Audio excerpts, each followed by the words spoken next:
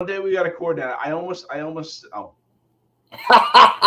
It's all right. We're in mid-discussion. Me and Brian are so excited today because we are talking about Guardians of the Galaxy Volume 3, which just dropped last week. Brian, you hated that movie, didn't you? it was the worst movie I've ever seen in my life. Nice. No, I know I like a movie when midway through I'm like, I want to go see it again already. Yep. Don't get jealous, man. I'm actually going to see it tonight. I got to go run Favor, which that's like a thing in Texas, like DoorDash, and then I'm going to go see it again. Yeah, I got to get out there to see it again, too. I don't know when I'll have the time. It's hard these days.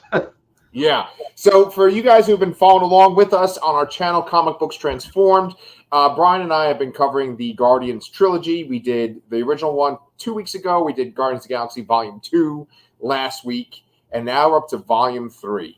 And Brian, are you cool with ranking the trilogy tonight? Yes.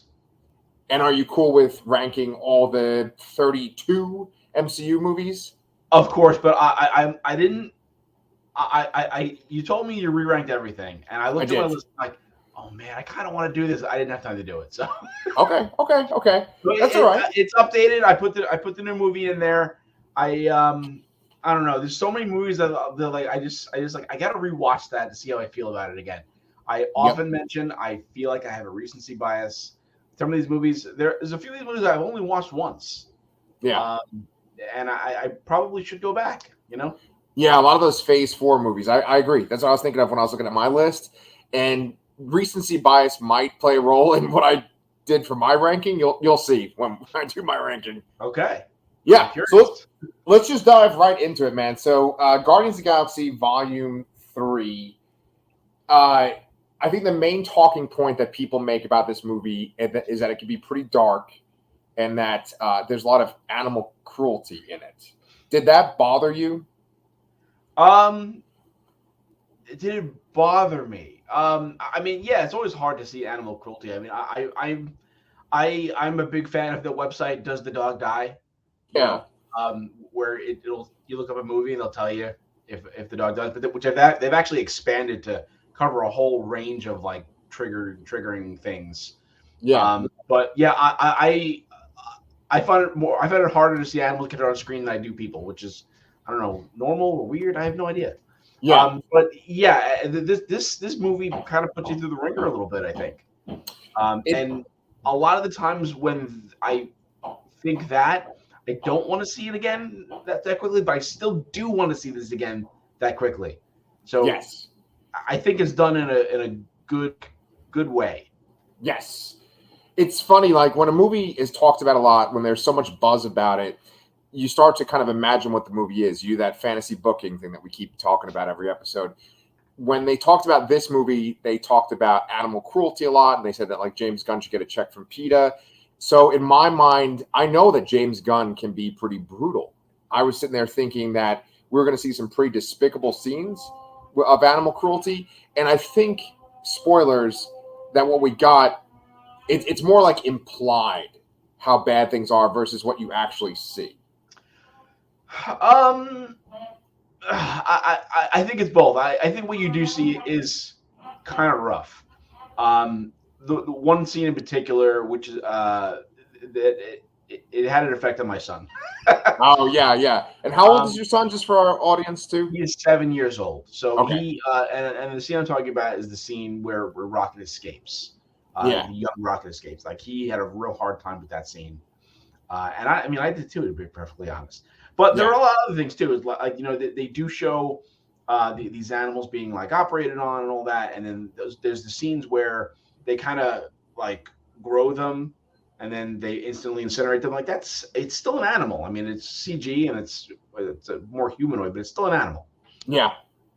And then they kind of destroy an entire planet full of animal people. Yes. That's kind of more on the implied side, I suppose, because they don't really show any of that. You just kind of see explosions around the people, and then you just don't see them anymore. Right. But the scenes where the experimentation is done in that room, like I think that's pretty rough. Yeah. There's this one part. Okay, so right off the bat, just spoilers, guys. If you haven't seen Guardians of the Galaxy Volume 3, then don't watch this, right? But when you do, come back and check us out. There's this one part where they're looking at, like, I guess, recordings of the experimentation on Rocket. Nebula's watching it, and she says, "That's worse than what Thanos did to me." And I think that is a very important kind of line, because that's such a big part of the Infinity Saga and of the Guardians trilogy in general, is the idea of, like, Thanos pitting Gamora against Nebula and what he did to his own children. Like, that's such a big thing in that sort of middle section of the MCU. And so to say that what happened to Rocket is worse, I think that kind of raises the stakes for the movie. Yeah, I agree with that, and I did forget about that line, and that definitely falls in the kind of implied territory there. Yeah. Well, it's an interesting movie in general, right? Like, let's keep going with this Rocket thread, because it feels like Rocket's not in the movie, but then Rocket is also the main character, right? Because he's not his, like, typical Rocket self for 85% of the movie. It may be more. I would say it's probably more like 65 or 70. Okay. Like, because he gets taken off the board, like, right away, and then we see, like, flashbacks of him, but he's not really the Rocket that we know. It's like a Rocket Begins, right, where he gets to become Rocket Raccoon, and then at the very end, he's there for, like, sort of the third act battle, basically. Yes. Yeah, but it's funny because, like, when you look at this series, it seems like it's about Peter Quill. Then it also kind of seems like it's about Gamora and Nebula, and then it's also about Rocket. And it's not like, I feel like the movies are kind of disproportionate in their attention to each of those threads. What do you think? Man, yeah, I definitely think that certain characters at certain times get more of the spotlight. Peter absolutely got it most in the second movie, I would say. Man, when I guess Gamora gets the most spotlight in the movie she dies in, right? Which isn't even the actual Guardians movie. Yeah, exactly. Yeah. But yeah, I think I agree with your statement. It's real interesting to me because, and a lot of people have said this on Twitter too, that, like, Nebula really shines in this movie, and she's been this, like, standout character in the MCU. Totally. And when you watch the first one, like we did 2 weeks ago, she's sort of just this antagonistic character. In the second one, you feel more for her. There's a lot of character development in Endgame for her. Yes. Which is surprising in a way. It seems like, when you look at Endgame, the only characters that were left essentially were the original Avengers and then a handful of others. And it was almost weird how that worked out like that, I guess. I mean, it's not weird because they planned it obviously like that for a reason, but obviously Rocket and Nebula were two of the characters that didn't get snapped. Yeah. And that wasn't kind of important to the story because, without Nebula, Tony Stark never gets home. Right. Yeah. And then all the things that Rocket does on Earth too. So. Yeah. And that's one of my favorite things in this movie is when he wakes up, he says, "Where's Nebula?" That's like this first thing he says. Yeah. So I like that they have this relationship going on. I mean, Nebula is just so fucking great in this movie. I know that, like, whenever I go on Yahoo, there's always these, like, clickbait articles of, like, James Gunn did this and James Gunn did that. And they said that there was a lot of rumors about Bucky's arm and the holiday special. And so in the holiday special, doesn't he give Nebula Bucky's arm? No. It's the other way around. Someone gets Bucky's arm. Nebula gives Rocket Bucky's arm. Isn't it? Yeah. So then, don't you think that the idea is that he then takes Bucky's arm and then, like, makes it into this fucking awesome arm for Nebula? I would think that makes logical sense, but apparently that's not true. Oh, okay. I read that has nothing to do with it. I don't know what happened with Bucky's arm, or where it is, but apparently that's a very much different, more upgraded piece of technology than Bucky's was. It totally reminded me of Iron Man, especially like Infinity War and Endgame Iron Man. Yeah. the way it worked. Yeah, I mean, Rocket. They kind of like up the level of Rocket's abilities in this movie. I think. Yes. I always thought of him being smart and like an engineering whiz, but they make it seem much more like on the level of like Forge.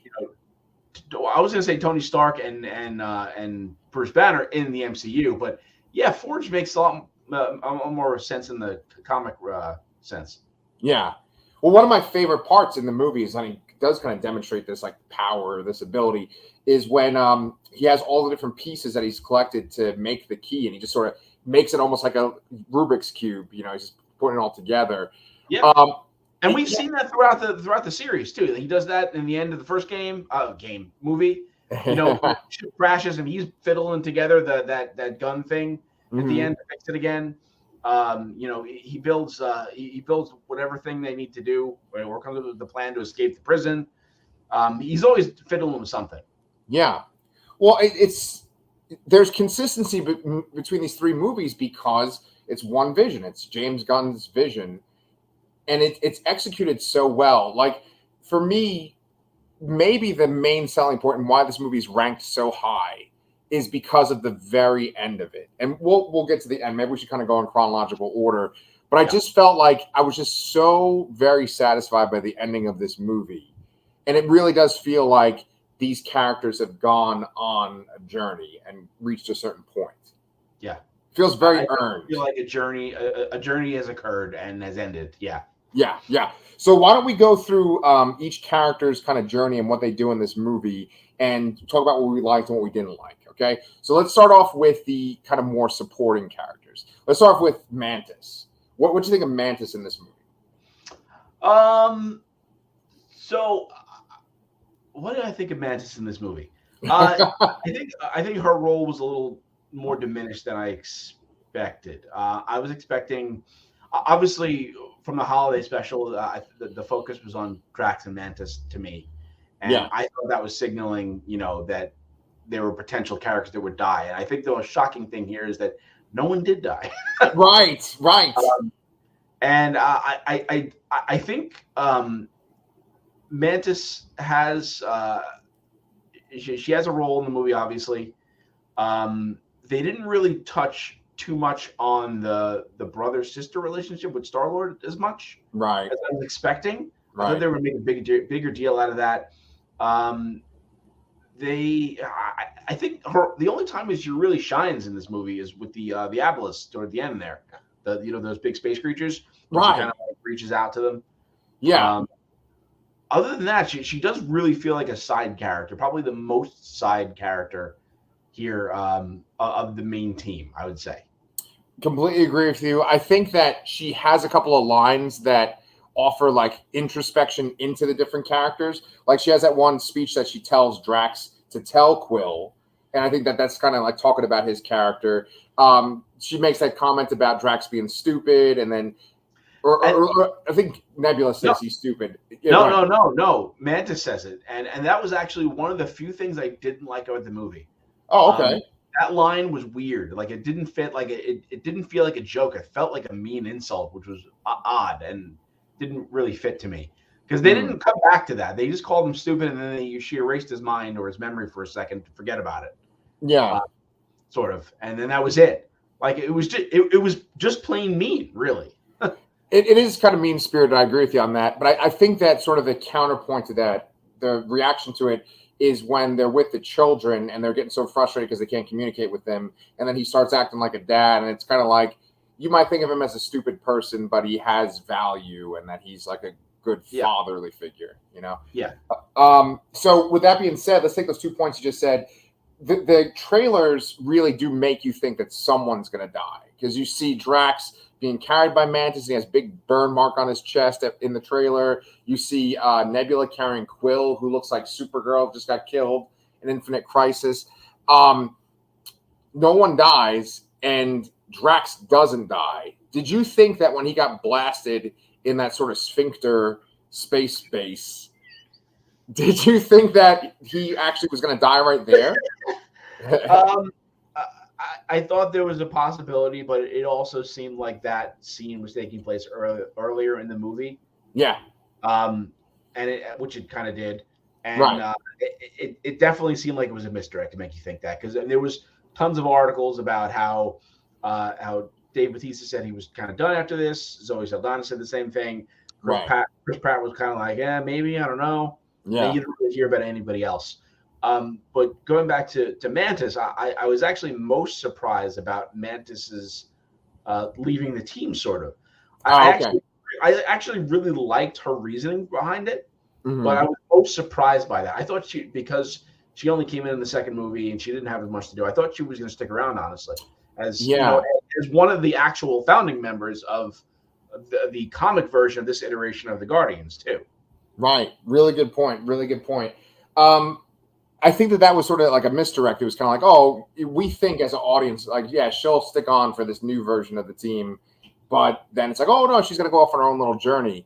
And I know that Mantis in the comics has like a much bigger history, and she's sort of involved with the Avengers and stuff too. So who Yeah. knows what's going to happen to her in the future? I think Palm Clementif likes playing the character. I think she would probably come back for future movies. I hope so. I honestly hope that we will see all of these characters again in Yeah. even in a diminished capacity, and like cameos or something like that. Yeah. And I wouldn't rule that out at any point here. Yeah, yeah. Well, while we're talking about Drax and Mantis, let's talk about that sphincter base that they go to in the movie. They go to this base that's essentially like the corporation that High Evolutionary uses as the front for his experiments. And everyone that's floating around, the security guards there, they all look like Baron Harkonnen from the David Lynch Dune. Have you ever seen that one? I have not. Okay. Well, have you ever seen the modern Dune movie? I have not actually. All right. Well, random person watching this, maybe John Edwards. Have you seen Dune? But there's a character that is called Baron Harkonnen, and he like floats around in this sort of big bubbly kind of suit, and that's what I thought was the inspiration for like Nathan Fillion and the other guards in this movie. Yeah. Okay. But I actually really did like when they started fighting those guards. I like when Mantis kind of jumped around and like told people what they were gonna be thinking. Yes, that was pretty cool. That fight scene was pretty good there. Yeah. I think one of my favorite jokes in the movie was when Mantis makes the guard fall in love with Drax. Oh, so good. That was So great. good. And we didn't really talk too much about Drax here. And while I have to say that I do, I love the dad angle. That whole thing that like you were not born to be a destroyer, you were born to be a dad. That is like perfect to me.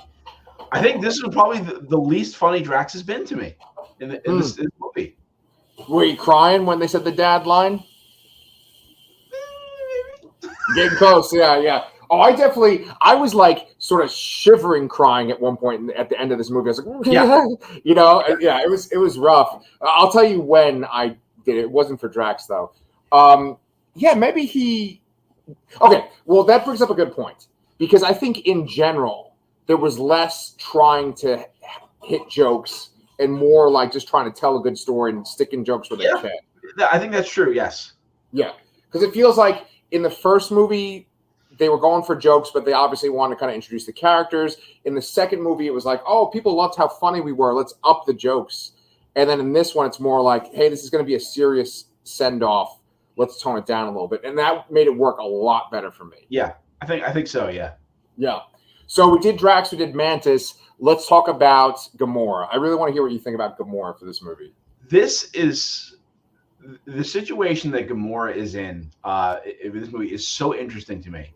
It's already been teed up that she's a different version of Gamora, right? And ultimately, I'm happy that she is in the movie, and I'm also happy that they didn't revert back to like her and Star-Lord getting in a relationship again.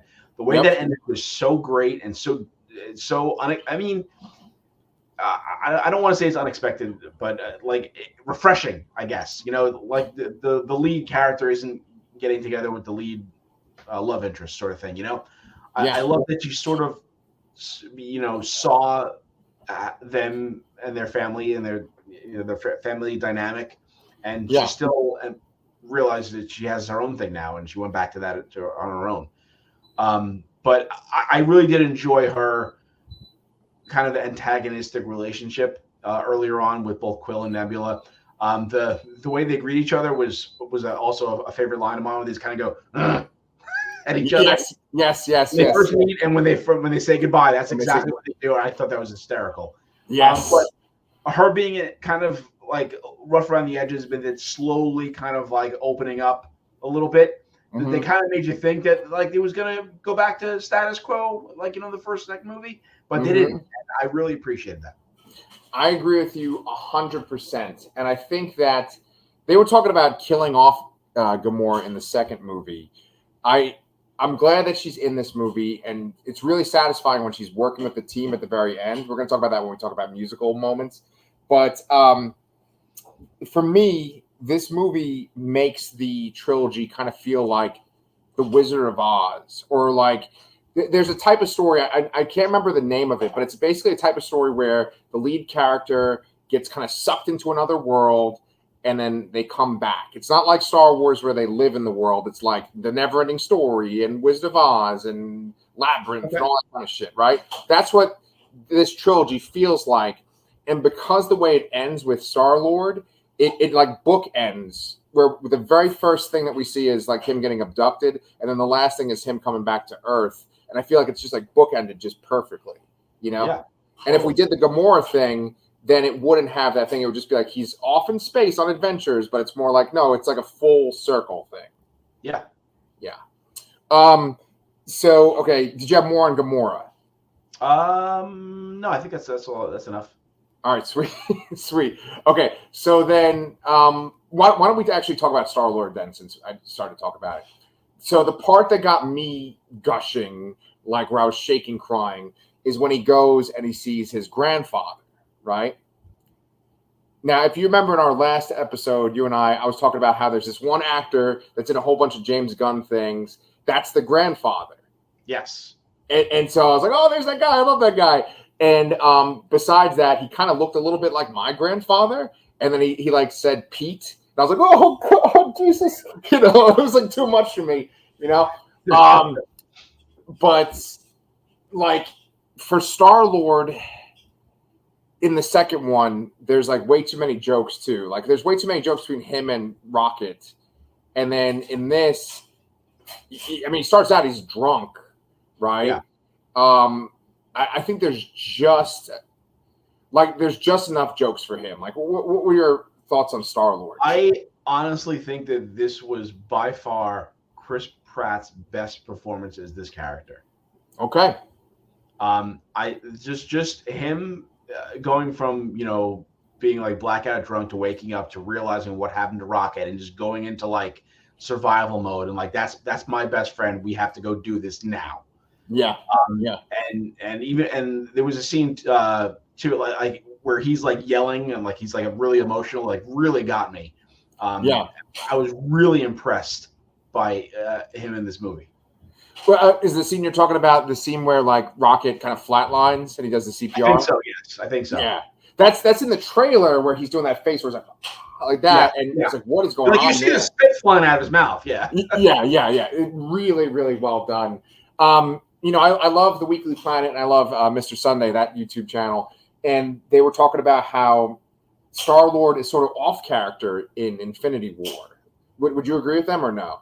Yes. He's kind of stupid, right? I mean, I think everyone gets annoyed when he hits Thanos in the face in that movie.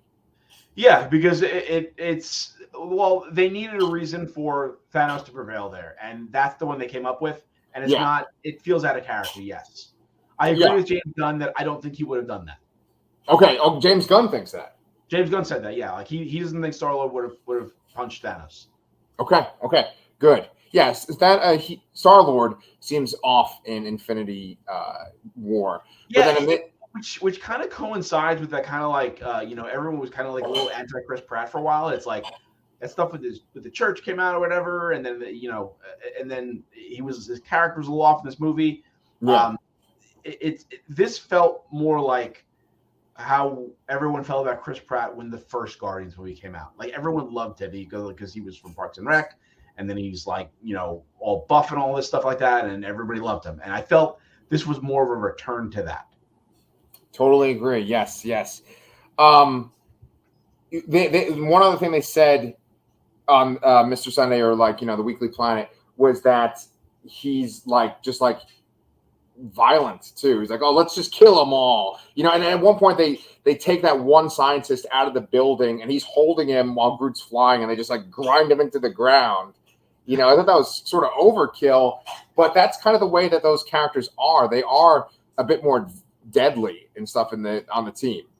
Yeah, but it's also funny because they were trying not to kill everybody at first. Right. That scene. Right. That's true. I really love that scene when they have the guns and like they're kind of back to back, just blasting away. Yeah. Yeah. Oh, that was great. Yeah, with Groot hiding all the guns on him. Yeah. Yeah. Well, did you think that the creatures that were like the security in that scene were like Bebop and Rocksteady?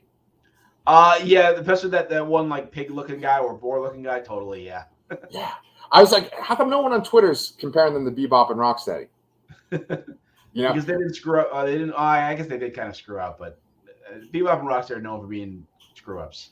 Yeah. So okay, we got Star-Lord. Now we get to Rocket and his friends. Well, maybe we should. We should maybe cover Groot. Oh, sure. Yeah. Groot's a little more minor, I think. Like Rocket's like the meat and potatoes, I think.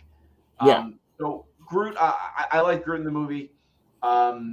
He obviously only has his one line, but he's kind of there in a supporting character. It's nice to see him grown from the baby to the kind of annoying teenager into somewhat of a respectable, responsible person.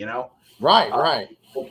Star-Lord gives him like orders, and he like follows them, and he does things well, and it was nice to see. And I honestly think my favorite part of the movie was the "I love you guys" line at the end. Okay, I'm glad you brought that up. Is that essentially that's what they hear? It's not that he literally says "I love you guys." It's just that's what they hear, right? So that's and James going to confirm this. That is, you'll notice that when everyone first meets him, they don't understand him, but eventually, and especially with Gamora, she doesn't understand it at first. Right. Later on, she kind of does. Right. It's basically once you kind of get accepted into the family, you start to understand him. And that line, us hearing that, is us being accepted into the family as the audience. And I thought that was just beautiful. Oh, dude, you're gonna get me crying right now. That's fucking good. Okay, that's awesome. You're right. He's more respectable in this movie, or respectful of the rest of the team. He's a pilot. He's flying a lot in this movie. So like this version, I think this version is kind of smarter than the other Groot in the first movie. Yeah, I mean, he was essentially just, comic relief prior, Right. Especially in the second movie, Yeah. And this movie is like, full-fledged character again. Yeah. When Adam Warlock messes them all up in the very beginning of the movie, he's just like a head with some roots, and it reminded me of The Faculty. Have you ever seen that? I have, but I don't remember. There's one part where like what the fuck is his name? Josh Hartnett is in a car and he crashes a car into a bus, and Famke Janssen's with him, and the car blows up and Famke Janssen's head comes off, but then it like has little tentacles and it walks like that. I wonder if that's at all. I have seen that movie for a long time. I went to the Freaky Toys in the first Toy Story. Oh yes, okay, that's good too. That's good, and kind of like the mutant monsters that attack the Guardians in the last act. They kind of remind me of them too. Yeah. So, we have. Oh, and one other thing, I like when they said kaiju mode for Groot. You got like all big. Yes, that was fantastic. All right, well then we get Rocket. Now, are you satisfied with this origin for Rocket? Yes, I think so. Obviously, but maybe not obviously. I mean, I guess since these characters were not household names prior to this first movie, I don't know how many people have gone back and read older comics and all that and know the comic origins. I don't think I've read that much of it really yet. But the High Evolutionary was not involved in Rocket's creation. It was just a group of scientists. So that's it. I don't mind them tying it in with him. It does. I think it fits. I think it works well. Right. And I just this works because Rocket always seems like he had a very tragic backstory that we just hadn't heard yet. Right. I found it very interesting that he never even shared any of it with the other Guardians. Like they said that like they were all surprised when they couldn't heal him with those magical healing packs, and that I thought that was interesting. Yeah, like you said that the High Evolutionary isn't connected to his origin at all. It's interesting if you look at all three movies, the villains aren't really Guardians villains. I mean, the Guardians themselves don't really have like villains that are made specifically for them. They just sort of like in the comics fight like cosmic villains, like they mess around with Thanos a lot, and they fought like the Magus, who's like the evil version of Adam Warlock, and Phalanx and all this kind of cosmic shit. But there's not like a specific villain for each character. Maybe there's Jason, Star-Lord's dad. And, and Gamora is connected to Thanos, obviously. But, like, they roped in Ego the Living Planet. They roped in Ronan, and now they've roped in the High Evolutionary. And I think it works in each movie, and I think that it's gotten better with each movie. I don't know, man. I'm a sucker for Kurt Russell, but yeah. Okay. Yes. Very good here. Yeah. Yes. Well, okay. So, what did you think of Rocket's friends? Oh man.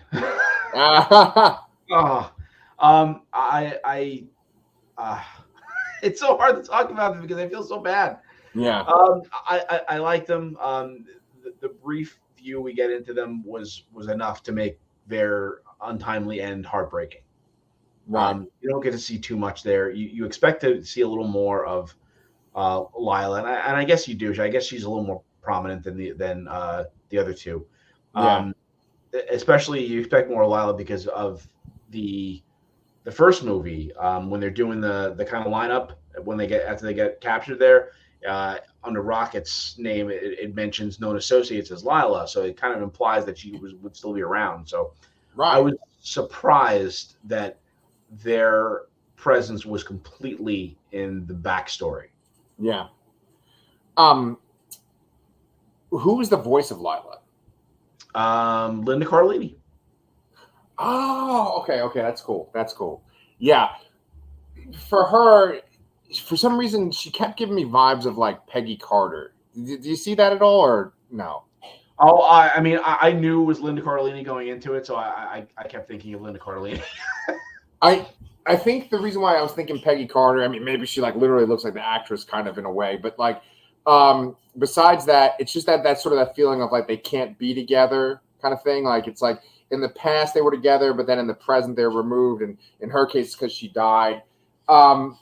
When you see them again at the very end, and they're like, in this sort of like halfway between heaven and the real world, I was gonna cry there too. It reminded me of this scene in the last Harry Potter movie where he's sort of like in this in between area like that too. And I knew he was gonna go back for like this big action piece, but it was very bittersweet to just see all of them there.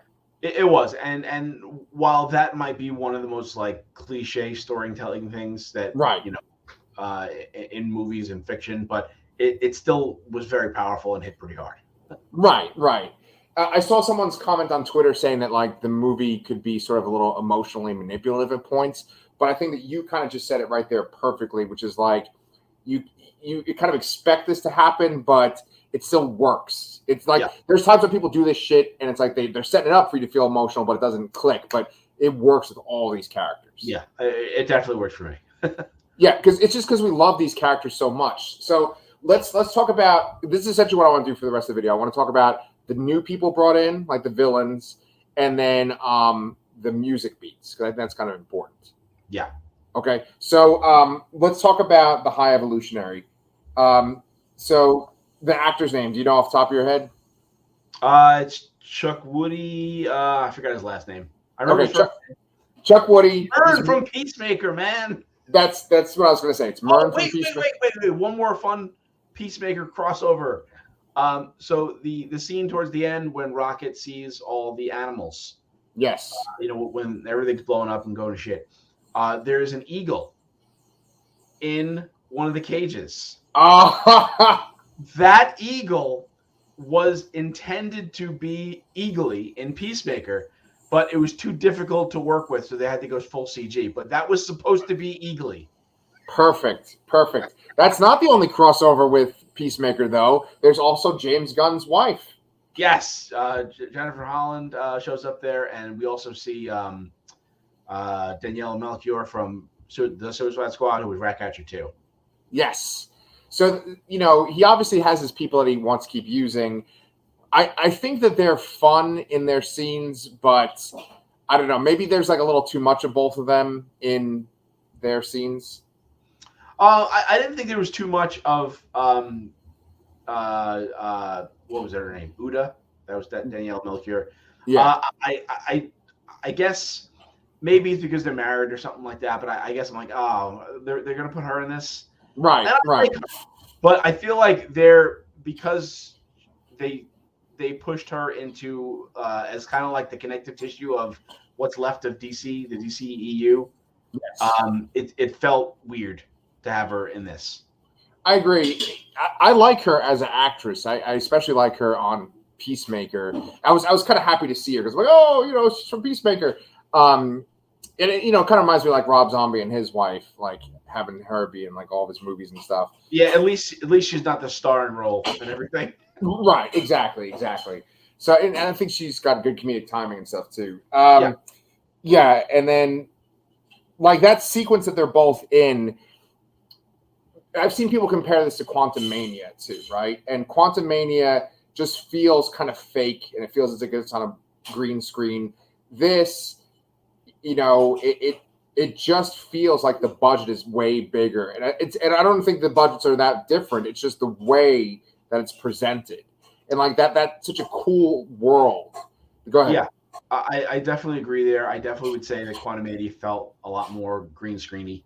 This and obviously there's green screen because these places can't exist.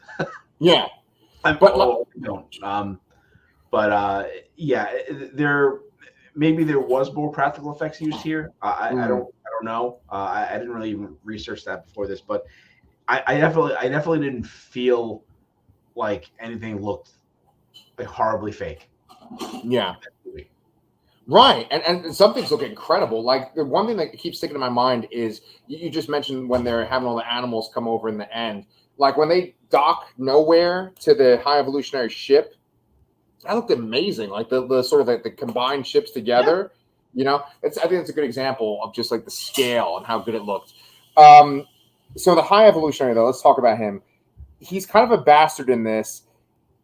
Did you for a second think before it actually happened, were you like, oh, he's like that because Rocket rips off his face? No, I was expecting. Yes, I actually was expecting that, but I wasn't expecting the disfigured face underneath. I was expecting his comic book face underneath because he's doing that kind of pink, whatever mask underneath the skin there. So that's what I was expecting to happen because Rocket disfigured him. Right. What was left over and pasted over this like robot face. Yes. But no, he pasted a copy over his real disfigured face. Okay. Yes. Like for me, when I was in the theater, when he says something like, "Oh, incinerate them all. You're not going to come to the new world." I was like, "Okay, Rocket's going to go rip off his face right now." And then it didn't happen, and it was like much more satisfying after he killed Rocket's friends, and then Rocket attacked him. I was like, "Yeah, get him," Yeah. And then that was like so sick when they peeled his face off, and then they had that, skeletal image. Yeah. In this movie, like, how did your son react to that? That was nothing. That was fun. Yeah. Well, this movie kind of has these moments in it where it's like, oh, this doesn't really feel like a Marvel movie. Like that moment did not feel like a Marvel movie. And then there was. I'm sorry. No. Go ahead. What were you gonna say? I was saying the part he was bawling his eyes out was when Rocket's friends were killed. That's when it was. But the reveal of the face did nothing. Okay. Well, I was gonna say like the other thing that kind of took me out of it was when Star-Lord drops the F-bomb, but I fucking loved it though. Yeah, that was great. That was fantastic. Yeah. That's the first time in 32 Marvel movies where they dropped one. Yes, and I read that the only reason you can get away with things like that, you have to put it deep in the movie. And it can't be used in a sexual manner. Oh, okay, that's good to know. And you can only use it once. Once, yeah. Yeah. Cool. Okay, so then let's talk about the music beats. Okay. Well, hold on. We got to talk a little bit more about High Evolutionary. What did you think about the portrayal overall? Honestly, Okay. and how did it compare to what you expect of the comic version? Really, really good question. Thank you for asking me that. So the High Evolutionary, I just know him from like the cards and like just sort of being referenced. I don't actually. I think maybe I've read like one comic where he was the main bad guy. Uncanny Avengers. Exactly. And so I didn't really have like I was like, oh, he has to be this version, you know. But I do like that actor a lot. However, I feel like they gave him one too many scenes where he's sort of like screaming and pontificating. He has a couple of scenes, a couple of lines that are very good. There's one where he's like, "There is no God, that's why I had to step in." I love that. That's a great fucking line. Kind of sums up the character. Actually, one thing I really did love was when he was like kind of sitting close with Rocket and sort of like teaching him things. I actually really loved that. But I feel like there was like maybe one too many scenes where he was like kind of pontificating and stuff. What did you think? I felt that there was a few too many instances of kind of him reacting like an impetuous child. Right. And it didn't seem befitting. I mean, I guess I wanted him to be a little more like sinister, I suppose. Yes. I have a better term than that. But I think the performance is fantastic. Yeah. I absolutely hated him and wanted him to die horribly. Right. And then he does it. That's exactly what happened. So, like, I mean, you know, they absolutely achieved that. But I wish that he wasn't like. I think it would have been a little better had they not made him seem like a child so many times. Yeah. And one thing in general, and I think this happens with all the Guardians movies, and especially these last two, is that it just kind of feels like there's so much in them, and it feels like it's like, oh, well, if we take this out, though, it's not going to be as fun or it's not going to be as interesting, but there's still so much. And there's a lot of scenes of him kind of saying, this is what we're going to do, and then like his underlings are sort of questioning him. And I feel like if you remove them, you still would get the same satisfaction with this movie, but I don't think that they're like, you have to get rid of them. Do you know what I'm saying? I totally agree, yeah. I mean, he has this one moment where he kind of goes like this and he like, you know, wipes out all of his underlings. And I think that's just basically to show how threatening he is. Yeah. But yeah. So, I liked him though. And I love when Star-Lord's like cursing him out. He's like, your RoboCop face, you know? Skeletor, yeah. He said Skeletor, yeah. Yeah. Before we jump into scenes and music beats, we have to talk about one more character. Do it. We didn't talk about Adam Warlock. Oh, yes. Thank you so much. Okay, so Adam Warlock is a character whose interpretation I'm going to bring in a pass because I love these movies so much and I love what James Gunn has done, but I would normally be upset about like the way he was portrayed. Yeah, I mean, Adam Warlock is, you know, generally speaking on the side of good, but he's kind of a dick. Right. He's kind of like all self-important and has a bit of an ego, and he's just basically a dick. Right.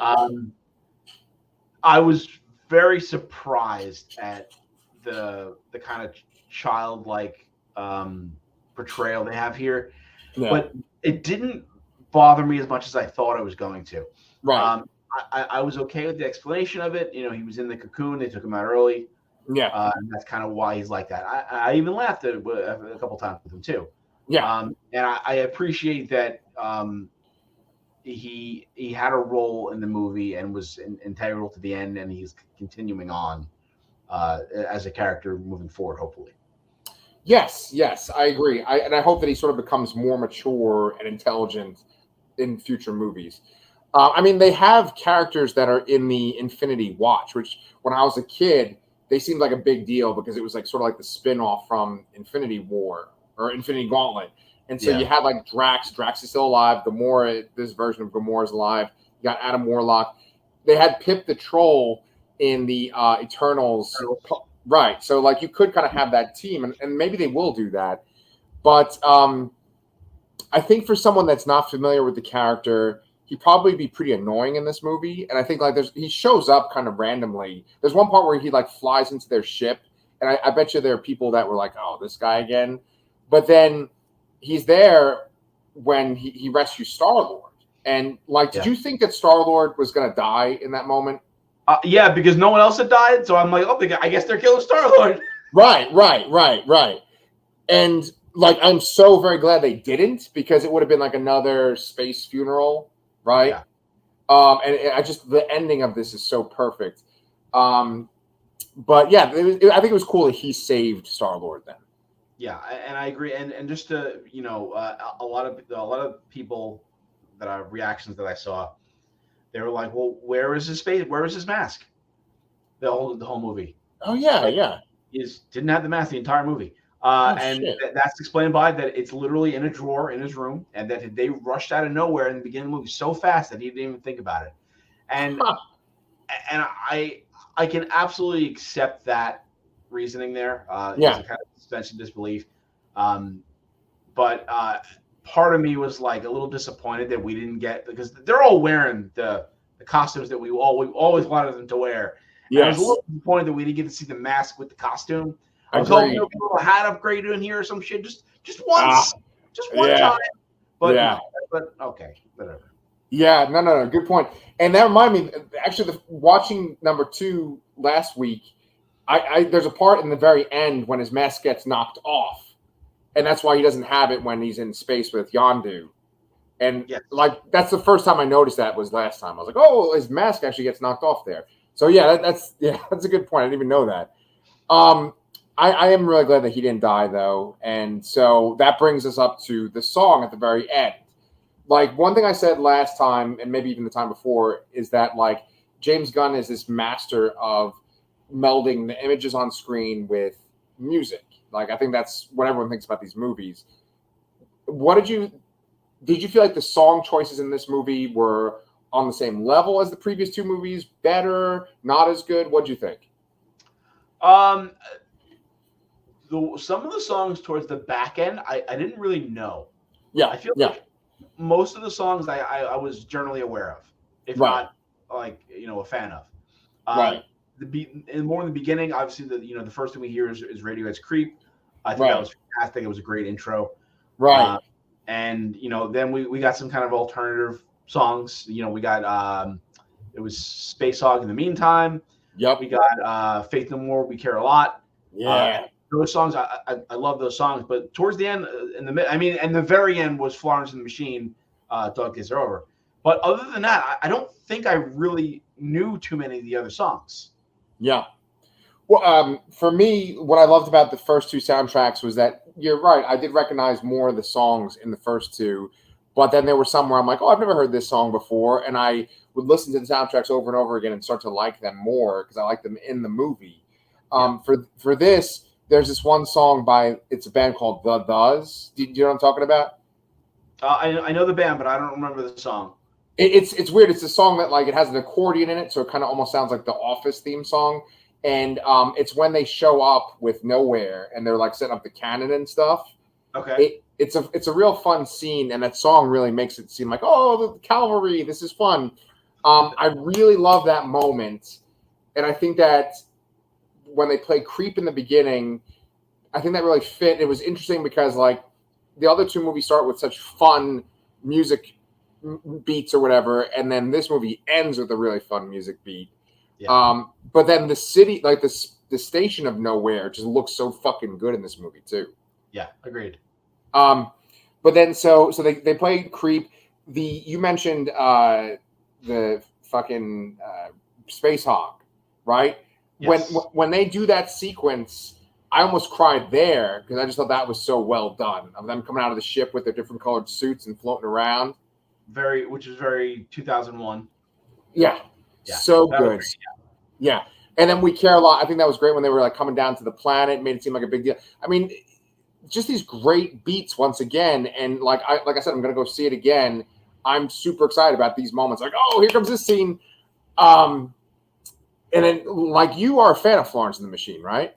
I love Florence and the Machine. Although, you know what? I've always thought I never really saw the appeal in that song. I think there are so many better songs in that first album and the second album than that song. I don't know why that's the one that caught on to me. Interesting. But this movie actually maybe do a 180, and I love it now. So yeah, I mean, were you like when they did?